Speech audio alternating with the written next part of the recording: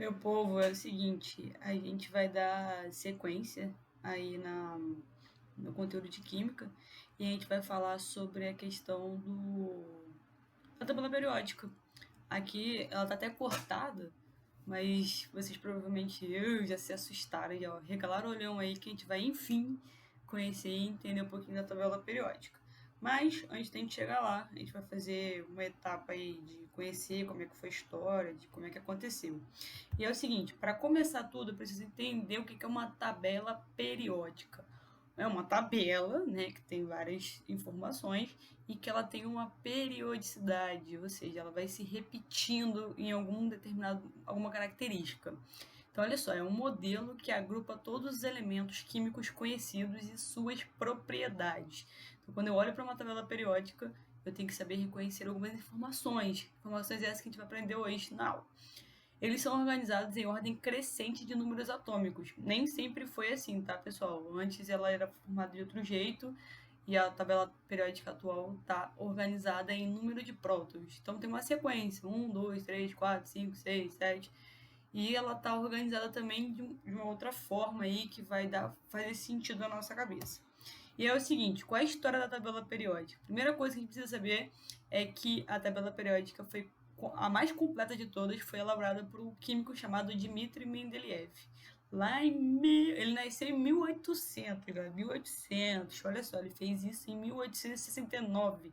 E ele fez isso, a tabela periódica que ele organizou, a princípio, era feita em função da massa atômica e não pelo número atômico, ok? São coisas diferentes. E aí eu queria contar uma história para vocês, que essa aqui, ó, esse aqui é o Dmitry Mendeleev e essa aqui foi a tabela que ele organizou.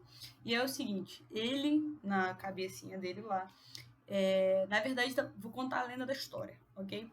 A história diz o seguinte, pessoal, que eles estavam lá naquela corrida de quem ia conseguir descobrir como é que funcionava, como é que estava organizado aquele monte de elemento que eles estavam descobrindo, e nada de ninguém conseguia achar um padrão para isso. E aí o Dmitry Mendeleev, ele ficou lá horas e horas tentando descobrir, pensando, estudando e focado nisso. E aí reza que ele passou dias sem dormir, sem conseguir realmente descansar a cabeça. E aí sabe quando você fica com aquela sensação de que você tem que resolver um problema e aquele problema fica martelando na sua cabeça? Então, reza a lenda que ele acabou dormindo no meio do caminho e ele acabou sonhando com a organização da tabela periódica. Só que não foi só isso. A sagacidade dele foi o seguinte: se vocês repararem aqui, ó, tem um pontinho de interrogação, tá vendo? Esse pontinho de interrogação dizia o seguinte, ó, vai vir um elemento que ainda não foi descoberto, mas ele vai entrar aqui, ó, nesse ponto aqui. Então, qual foi a sagacidade do Dmitry Mendeleev? Ele não só organizou de uma forma, mas também ele conseguiu perceber que os buracos que apareciam, que não faziam sentido, olha, tem outros pontos de interrogação aqui, ó, tá vendo? Esses buracos que apareciam eram porque iriam surgir novos elementos que ainda não tinham sido descobertos e que iriam aparecer em determinado momento e que iriam se encaixar perfeitamente ali. E realmente foi isso que aconteceu. Anos depois, o pessoal acabava descobrindo novos elementos e acabava que eles se encaixavam perfeitamente nas posições em que o Mendeleev deixava os buracos, as lacunas. Então, o cara quase um gênio, né? E é o seguinte, pessoal, hoje a tabela periódica ela tá organizada em termos de número atômico e foi organizada pelo R. Moseley, não sei falar o nome dele, mas isso em 1913. Então, olha aí, ó, tem mais de 100 anos aí a tabela periódica, beleza? E aí, como é que a gente vai ver? Ele pegou a partir da tabela do Mendeleev, que já tinha vários elementos de ser descoberto na época, e organizou em termos de número atômico para poder ficar mais fácil para a gente poder raciocinar e pensar. E é o seguinte, ó, no total, a nova tabela periódica possui 118 elementos químicos, sendo 92 deles naturais, ou seja, foram encontrados na natureza, e 26 deles artificiais, que foram criados pelo homem. Cada quadrado especifica o nome do elemento químico, seu símbolo e seu número atômico, além da massa atômica também, né, o peso atômico.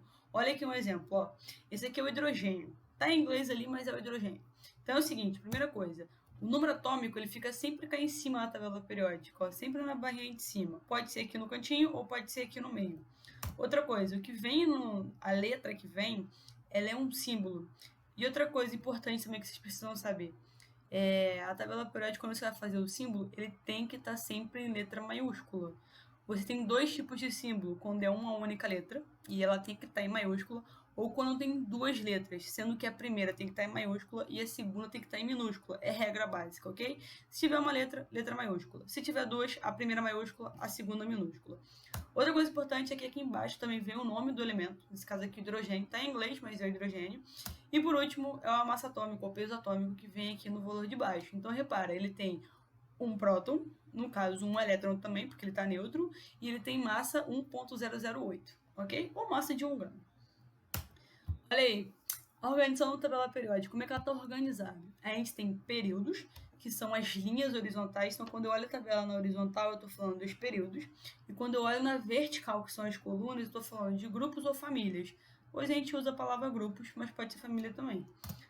E uma coisa importante, nesses grupos estão elementos diferentes, com números atômicos obviamente diferentes, porque são seriam dos elementos, com massas atômicas completamente diferentes, mas eles possuem propriedades semelhantes. E por isso que eles estão presentes nesses grupos, ok? Vamos dar uma olhadinha aqui nessa tabela periódica maravilhosa. Ó. Tudo que está na vertical são grupos, e aí eu tenho o grupo 1, o grupo 2, o grupo 3, 4, até o grupo 18, ok? Aqui embaixo eu tenho os lantanídeos. A gente não vai focar neles porque não é o momento agora, mas saibam que isso aqui está presente aqui dentro, só está expandido aqui embaixo. E aqui os períodos, ó, primeiro período só tem dois elementos, hidrogênio e hélio. Segundo período, aí tem lítio, berílio, boro, carbono, blá, blá, blá. Terceiro período, quarto período, quinto, sexto e sétimo período, ok? Então esse aqui faz parte do sexto período e o de baixo faz parte do sétimo período.